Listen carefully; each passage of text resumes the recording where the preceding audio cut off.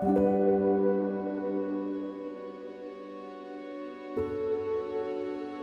fight for civil rights, freedom, justice, and equality, not only for Black Americans, but for all Americans. I was a young Southern organizer for the United Church of Christ Commission for Racial Justice. Blacks and whites serving in the same church. Even while the system of inequality was in place, we always strive for equality. That's what led me to Wilmington, North Carolina in February of 1971. The issue in Wilmington, North Carolina was school desegregation, to help give the students a sanctuary against the racism, the desegregated school system. And there was a violent reaction. It was a paramilitary white supremacist group called the ROWP, the Rights of White People Organization. They physically attacked us in the church, shot up the church, people wounded. We were the victims of the racial violence. But 1 year later, in 1972, the state of North Carolina indicts me and 9 other people and said, you guys are responsible for the violence that happened in Wilmington in '71. Obviously, we were innocent, but spent most of the 1970s unjustly in prison. Wrote a book while I was in prison called Songs from Prison. Got myself enrolled into Duke University. I got my Master's of Divinity. I refused to serve time. I made time serve the movement. Our convictions were not overturned until December of 1980. I later then became the president and CEO of the United Church of Christ Commission for Racial Justice. Been an ordained minister in the United Church of Christ for over 45 years. Later became, in 1993, the youngest person to be elected executive director and CEO of the National Association for the Advancement of Colored People, the NAACP. The organization I had joined when I was 12 years old. So full circle. I was praying for the movement. I was praying for the civil rights movement. I was praying for equality. I was praying for justice. I was praying for fairness. Atonement. How do we atone for the things that we have done wrong so that we can start doing right? We will be able to work together, to pray together, to struggle together, to stand up for freedom together. I have a dream today. I was first introduced to Reverend Dr. Martin Luther King Jr. at the age of 14. I was impressed with Dr. King's commitment to help people who were less fortunate, but to give them some sense not just of hope, but what it is people can do to improve their quality of life. And well, here we are in 2023, and how do we try to get our young people to see the value of life?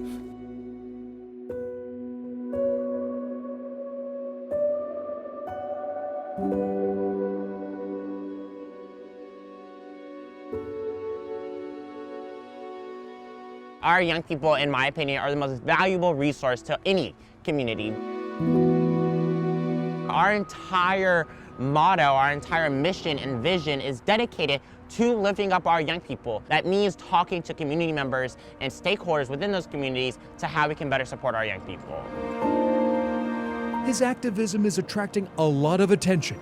He feels most comfortable lobbying at the state capitol. How do we get as many young people as possible to the General Assembly? The 15-year-old thrives being a vehicle for progress. That means talking about human trafficking and child abuse in our communities. One of Elijah's first acts was to raise money to build a safe room for victims of child abuse at the Children's Hospital of Richmond at VCU. And I think it was the feeling of not being able to understand what some of my peers were going through, their level of pain. I think that's what hurt the most. The young man from Chesterfield encourages other teens to become socially aware. His group provides seed money for causes fellow young people believe in. The great part about it is that we live in a world and a nation where change is always possible. Elijah regularly delivers remarks at marches and civil rights commemorations. Elijah has been featured nationally in magazines, on television, and even as a character in the comic Marvel's Hero Project. Oh, he's a leader within the classroom now, definitely, yes. Maggie Walker High School teachers Amy Maxey and Adam Rachi say fellow students naturally gravitate toward their blossoming freshmen. Well, the class has already pegged him to be in the political realm, and we're just excited to see how far he gets. I see him making a difference in the world. We believe in togetherness.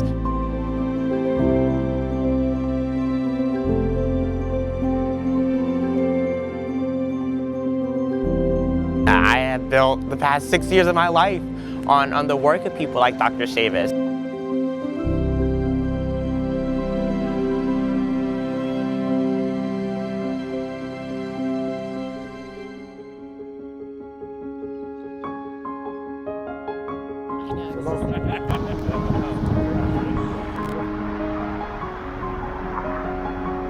I'm excited to meet him. I'm so excited to have an opportunity to meet Dr. Chavis today because he's the reason I'm here, right? He has paved a way for myself and my colleagues. At his age, to be an activist, to be a young leader, I mean, that's what the future of the movement is about, raising up a generation of young people who are not only conscious, but who take actions to help improve the quality of life. And Elijah is one of those persons. I'm of course excited to have an opportunity, but I think more importantly, I'm just honored. I'm very nervous. You know, I think that there's always a concept of what happens when you're meeting your heroes. And to me, this is so much more than that. How are you, sir? Hey, my man, it's good to see you, brother. Sir, Right, it's man. truly an honor. How things in Richmond? They're doing good. They're doing good. We're following your footsteps, and we have a little movement in there to get some change done. But Great, yes, sir. man. I'm so proud of you. You know, as a young person, especially in activism today, I've always struggled with balancing being a young person, being a student, with this constant need for change. So I want to know, you know, you were incredibly young when you were attending the March on Washington, when you were becoming involved in SNCC. So I guess, how did you balance it? What was the response of your parents, That's of your a very good community? question. Actually, Elijah, I became a better student in the classroom because what I was learning in the classroom had immediate application to what was going on in the civil rights movement, what was going on in the community. Oh, thank you, sir. When you're talking about the time of segregation, it was everything, you know, it wasn't just Woolworths and it wasn't just diners. I mean, these were hospitals, it was schools. I mean, it was everywhere a person could possibly go. I like what you said outside about overcoming. You know, a lot of times we sing we should overcome, but we would not overcome, but we kept singing. How do you get people moving? I think it's just about finding people, meeting them where they are. You know, you get down on the community, you have conversations, you talk to people, you connect with them.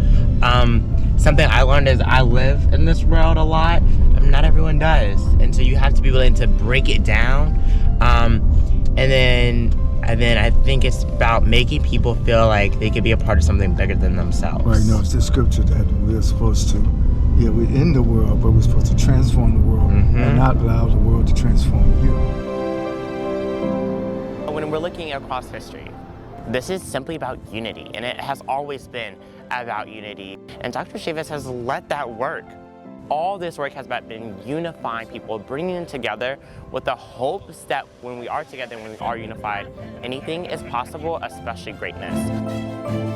I think that Elijah, his generation, will help move us closer to a more perfect union. I expect him to appreciate the importance of bipartisanship, to appreciate the importance of civility, appreciate the importance of finding that middle that brings people together. There's so much to divide us in America.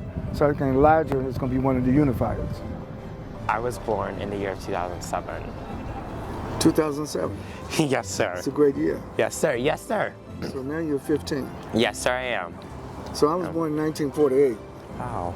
I'm 75. Wow. Wow. It's a pleasure, sir. You got a great future ahead of you.